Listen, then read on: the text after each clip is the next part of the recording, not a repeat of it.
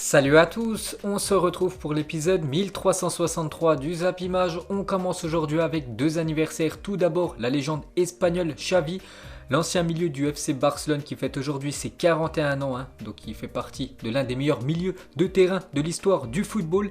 Et l'autre anniversaire, c'est un autre espagnol, c'est Adama Traoré qui fête aujourd'hui ses 25 ans pour l'attaquant de Wolverhampton. Ensuite, on revient en France, on va parler du week-end de Ligue 1. On commence tout d'abord avec le derby hier, l'AS Saint-Etienne contre l'équipe de Lyon. Et punition pour l'équipe de l'AS Saint-Etienne qui s'est inclinée 5-0 à domicile contre cette équipe de l'OL. Donc un doublé de Kadewere, un doublé de Marcelo et un but contre son camp. Donc rien à dire, victoire logique et méritée de l'Olympique Lyonnais. Donc Lyon revient à 2 points du Paris Saint-Germain et de Lille. Donc regardez les stats du match pour vous dire que c'est mérité. Donc il n'y a pas eu match. Voilà, tout simplement Lyon était trop fort pour cette équipe de l'AS Saint-Etienne. Plus de 60% de possession de balles pour l'équipe de Lyon. 19 tirs contre 3 seulement pour l'équipe de l'AS Saint-Etienne. 0 tir cadré pour les Verts hier, alors que Lyon, 12 tirs cadrés, 5 buts. Très beau ratio pour l'équipe de l'OL. On peut voir la une du journal L'équipe aujourd'hui, la punition. Donc l'OL a infligé à son rival stéphanois une défaite cauchemardesque au stade Geoffroy Guichard. Les Lyonnais restent dans le sillage du Paris Saint-Germain et de Lille alors que les Verts s'enfoncent dans la crise. C'est vrai que l'équipe de l'AS Saint-Etienne actuellement 16e du classement avec seulement 19 points pris après 20 journées de Ligue 1. C'est une catastrophe cette année l'équipe de l'AS Saint-Etienne. Donc toujours avec ce derby hier, donc l'AS Saint-Etienne de nouveau humilié et c'est quand même à domicile ce 5-0. Et c'était la même chose il y a 4 ans, le 11 mai 2017, la même chose. Lyon était venu s'imposer 5-0 du côté de l'AS Saint-Etienne. Donc le même score hier soir. Donc la dernière fois que Lyon avait infligé un 5-0 à l'AS Saint-Etienne à Geoffroy Guichard, vous vous souvenez, la célébration de Nabil Fekir quand il évoluait du côté de l'OL il y a quelques temps. Toujours avec ces deux équipes, donc Lyon 45 victoires, l'AS Saint-Etienne 44 victoires. Les Lyonnais sont passés hier soir devant les Stéphanois au nombre de victoires dans le derby. Donc voilà une petite stat sur ces deux équipes. Toujours avec l'équipe de Lyon, une photo à la fin du match. On peut tous les voir bien sûr contents à la fin de cette rencontre. Et surtout ils ont tous fait le signe 6-9. Voilà pour dire tout simplement que le 69 est supérieur au 42, niveau bien sûr football. Donc voilà une photo de la joie des supporters lyonnais. Et toujours avec l'OL, donc les supporters lyonnais étaient présents pour encourager leur équipe ce matin. Donc au départ du bus de Lyon pour rejoindre l'équipe de l'AS Saint-Etienne, il y avait beaucoup de supporters qui ont craqué des fumigènes pour encourager et pour donner de l'envie, de la force aux joueurs lyonnais. Donc voilà, ils ont très bien répondu les joueurs de l'OL hier soir. On va parler de Kadewere, se régale contre Saint-Etienne. 2 buts au match aller, 2 buts au match retour pour l'attaquant de l'OL. Ensuite on va parler de Memphis Depay, donc buteur hier, après c'est un but contre son camp de Buenga, mais voilà ça frappait cadré, donc normalement le but est bien pour lui. Donc 66 réalisations, a désormais inscrit autant de buts que Karim Benzema pour Lyon en compétition officielle. Donc voilà une très belle stat sur l'attaquant néerlandais. Et pour finir avec ce match hier, cette fois-ci une déclaration du coach de l'AS Saint-Etienne. Il y a beaucoup de joueurs qui revenaient soit de Covid, soit de blessures, pourtant on y croyait, on se sentait capable de faire quelque chose, on a dû vite déchanter parce qu'on a été trop approximatif défensivement et dans notre récupération du ballon. Donc voilà la déclaration de Claude Puel après l'humiliation subie par son équipe hier soir. Ensuite, on va parler d'une autre équipe française, elle aussi en grande difficulté, c'est l'équipe de Marseille qui se déplaçait samedi soir du côté de l'AS Monaco et défaite de l'OM. Pourtant Marseille menait 1-0 dans le match, mais après ils ont sombré.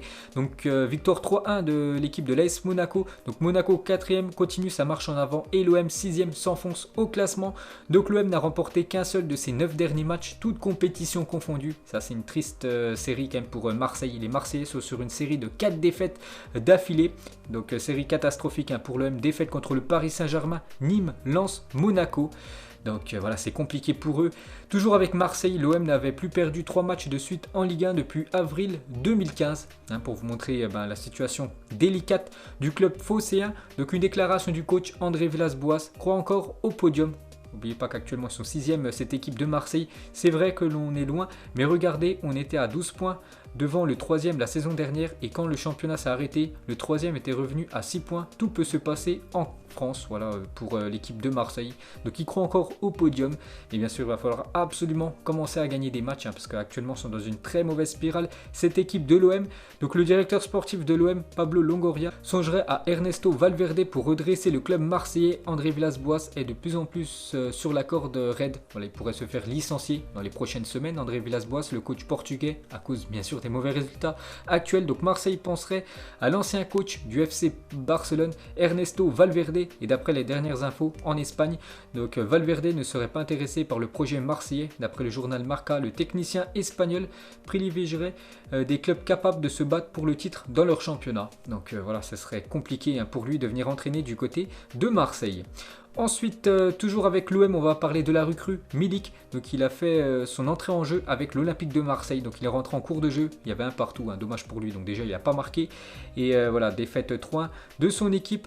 Et pour terminer sur cette rencontre, on va juste parler du défenseur chilien de l'équipe de l'AS Monaco.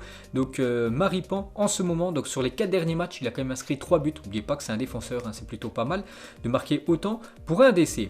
Ensuite, on va parler des autres rencontres du week-end. Hier, il y avait une belle affiche, Rennes contre Lille. Et c'est Lille qui est venu s'imposer 1-0 grâce à Jonathan David. Donc victoire importante pour Lille qui revient à hauteur du Paris Saint-Germain. Coup d'arrêt pour Rennes, actuellement 5e du championnat. Et sinon, on peut voir tous les autres résultats de cette 20e journée de Ligue 1. On peut voir la victoire de Metz 2-0 contre le FC Nantes. Nantes actuellement en crise. Ça fait 12 matchs d'affilée sans victoire pour l'équipe de Nantes. C'était jamais arrivé dans l'histoire du club. On peut voir par exemple que Nîmes a imposé 1-0 contre Brest, Bordeaux 2-1 contre Angers. Un petit coup d'œil au classement des meilleurs buteurs de la Ligue 1. Donc actuellement c'est Kylian Mbappé avec son doublé vendredi soir. Donc il est seul en tête, 14 buts. Boulaïdia deuxième et Memphis Depay avec son but hier. Il ex aequo avec Boulaïdia aussi à 12 buts. On peut voir l'équipe type de cette 20e journée de Ligue 1 avec pas mal de joueurs du Paris Saint-Germain comme Neymar, Kylian Mbappé, aussi pas mal de joueurs de l'Olympique lyonnais comme Marcelo, doublé hier. Léo Dubois aussi très très bon hier et même Memphis Depay. Et sinon pour finir avec ce championnat français, un petit coup d'œil du coup au classement. Le Paris Saint-Germain, Lille en tête avec 45 points. Lyon juste derrière 43 points. On peut voir qu'il y a un creux après entre la 3e et la 4e place, 4 points. On peut voir que Marseille 32 points. Marseille vraiment chute dans ce classement. Ensuite, direction l'Angleterre, car ce week-end c'était de la coupe, la FA Cup, il n'y avait pas de match de championnat. Donc on commence tout d'abord avec l'énorme choc hier, Manchester United contre l'équipe de Liverpool, et c'est les Red Devils qui se sont imposés 3-2 contre l'équipe de Liverpool. Liverpool déjà éliminé de cette FA Cup. On peut voir tous les buteurs, Greenwood, Rashford et Bruno Fernandes. Donc il est rentré en jeu à la 66e minute, il inscrit le but victorieux à la 78e minute, on va parler juste après. Un doublé de Mohamed Salah pour Liverpool, donc Manchester United l'emporte dans ce choc. Donc déjà on revient sur Marcus Rashford, il vient d'inscrire son 15e but de la saison. Quelle saison pour le jeune anglais, donc toute compétition confondue, ses stats c'est 31 matchs, déjà 15 buts et 10 passes D, donc hier buteur et passeur D pour le but de Greenwood. Marcus Rashford, cette fois-ci on va parler de Bruno Fernandes, vient d'inscrire son 12e but de la saison en 20 rencontres, quel coup franc. Donc je l'ai dit, il a joué, il rentre en cours de jeu, au bout de seulement 10 minutes de jeu, c'est lui qui a inscrit le but victorieux pour l'équipe de Manchester United. Donc quel recrue quand même, le milieu portugais. Et cette fois-ci, on va parler côté Liverpool. Donc Mohamed Salah est directement impliqué sur 22 buts cette saison. Donc 18 buts et 4 passes D, malheureusement pour lui. Et voilà, avec ces 2 buts, son équipe s'est quand même fait battre. Et surtout, son équipe est éliminée. Et actuellement, Liverpool, ça va pas du tout. Parce que sale série pour Liverpool. On peut voir les derniers matchs des Reds. Donc seulement une victoire contre Aston Villa. Une seule victoire face au U21 d'Aston Villa sur les 7 derniers matchs pour cette équipe de Liverpool actuellement en crise. Ensuite, on va parler d'une autre grosse équipe anglaise. Pourtant, c'est elle qui avait gagné la dernière FA Cup. C'est l'équipe de Arsenal qui s'est inclinée 1-0 du côté de Southampton. Donc du coup, Arsenal est éliminé de la FA Cup.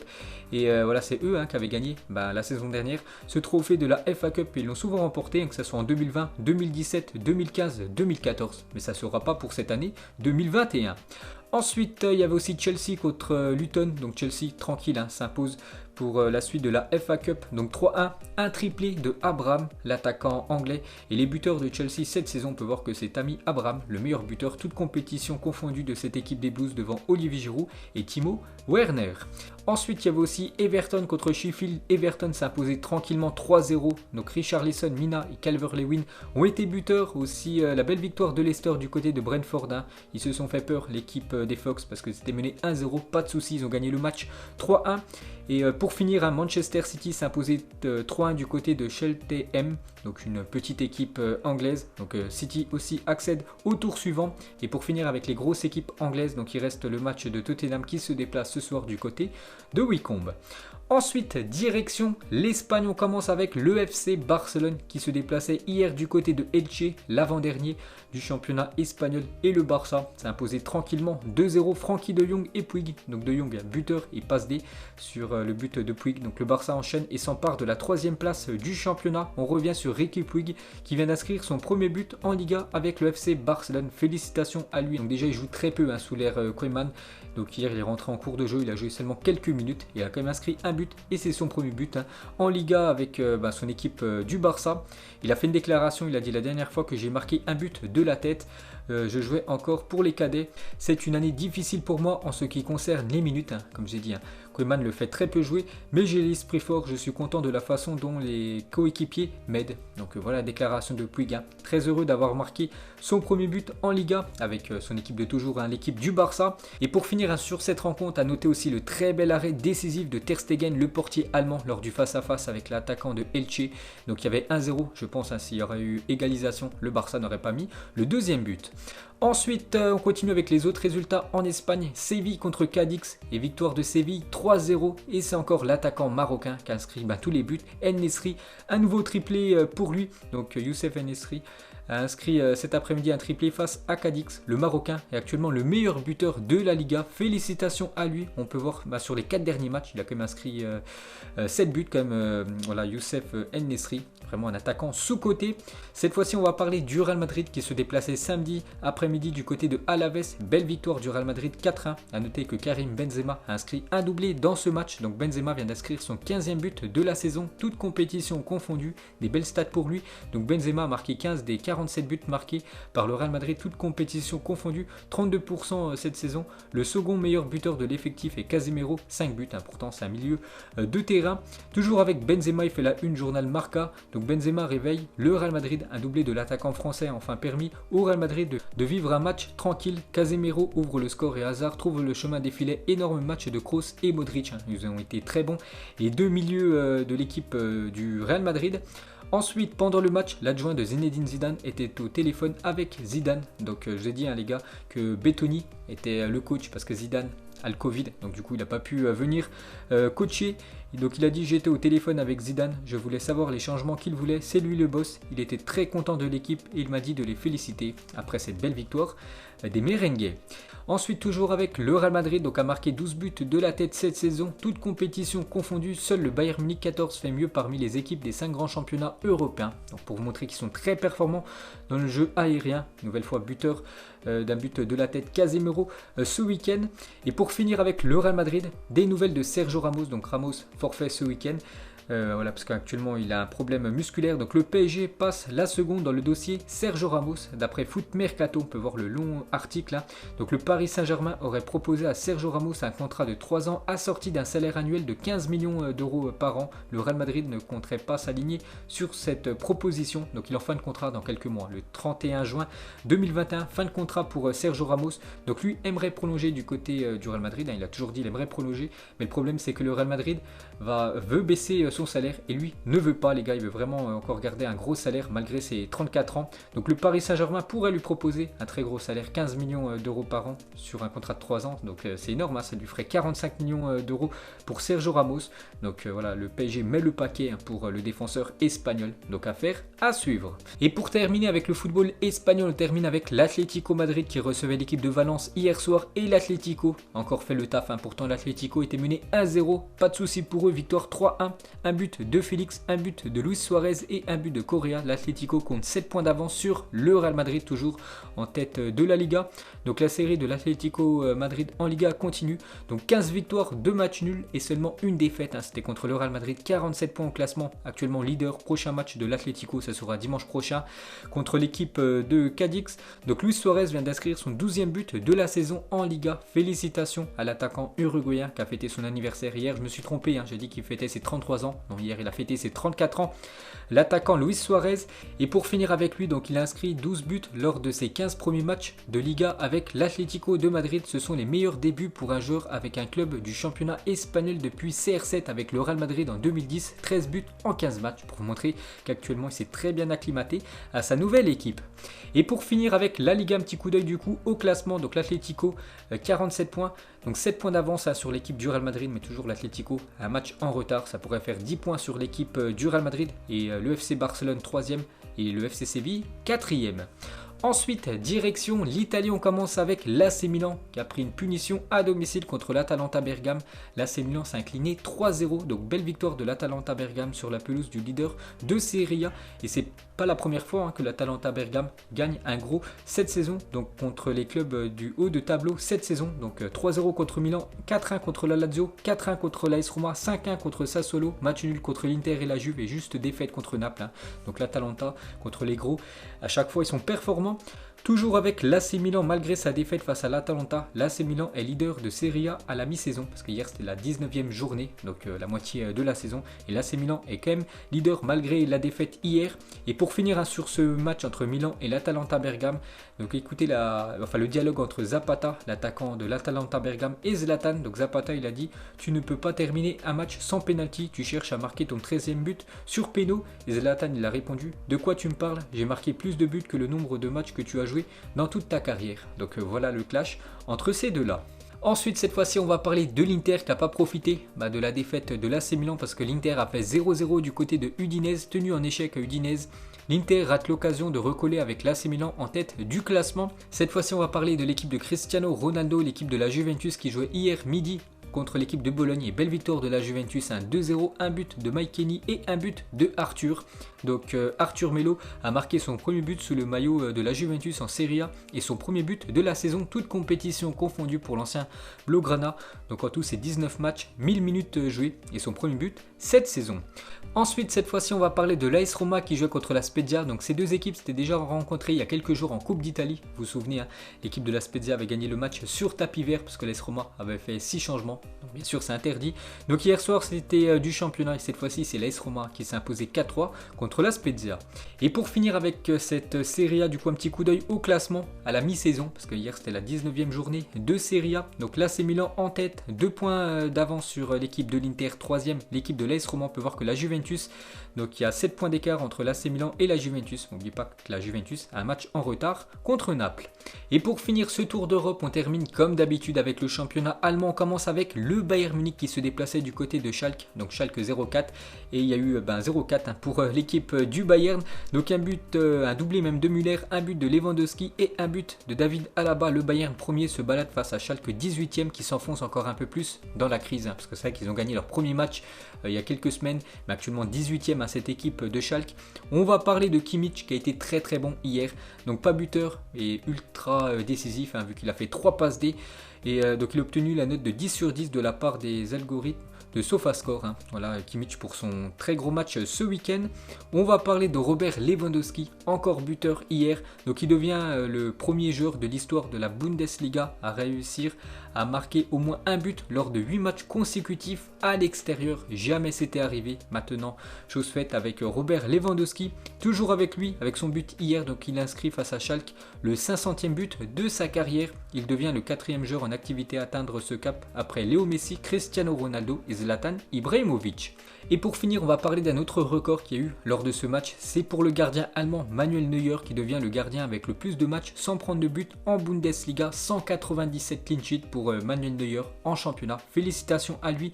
Il dépasse l'ancienne légende du Bayern Munich, Oliver Kahn, qui avait fait 196 clean sheets en 557 matchs, alors que Neuer c'est 197 clean sheets en 423 matchs. Donc un meilleur ratio pour Manuel Neuer. Donc félicitations à lui. Et pour finir avec le Bayern Munich, pour vous montrer vraiment que c'est un week-end parfait pour les Bavarois. Donc déjà grosse victoire pour eux. Et surtout le deuxième, donc l'équipe de Leipzig, s'est inclinée ce week-end 3-2 du côté de Mayence. Et même le troisième du championnat, l'équipe de Leverkusen, s'est inclinée 1-0 contre Wolfsburg. Donc parfait pour les Bavarois. Et pour finir avec ce championnat allemand, on va parler de Luka Jovic, encore buteur avec l'équipe de Francfort. Francfort s'est imposé ce week-end 5-1. Et Jovic qui est rentré à la 65e minute de jeu, 10 minutes plus tard, un nouveau but pour lui. Donc Jovic au Real Madrid, c'est 32 matchs, seulement 2 buts. Et depuis son retour en Allemagne, donc 79 minutes de jeu et déjà 3 buts pour l'attaquant serbe. Et pour finir avec ce championnat allemand, du coup un petit coup d'œil au classement, le Bayern Munich du coup s'envole au classement, 42 points, donc 7 points d'avance sur l'équipe de Leipzig. Donc voilà, le Bayern avait encore certainement remporté une fois de plus cette Bundesliga. Le Bayer Leverkusen 3e, on peut voir que Dortmund est quand même 7e du classement. Et pour finir ce Zap Image, on termine avec un transfert qui va certainement avoir lieu aujourd'hui. Donc on peut voir la une du journal AS, bon ça parle de la victoire de l'Atlético Madrid, mais en bas ça parle du transfert de Martin Odegaard qui sera présenté à Arsenal aujourd'hui, prêt payant de 2 millions d'euros. Donc les détails du prêt de Martin Odegaard à Arsenal, prêt sans option d'achat mais discussion possible cet été. Le joueur a refusé l'Ajax Amsterdam et la Real Sociedad, salaire payé par Arsenal, prêt payant de 2 millions d'euros d'après le journal Le Time. Donc voilà, Martin Odegaard, normalement aujourd'hui, il sera transféré du côté de Arsenal, tout simplement pour remplacer Mesut Ozil. Donc voilà les gars, la fin de ce Zap Image 1363. Donc si ça vous a plu, un petit like et on se retrouve demain pour le prochain épisode. Ciao à tous.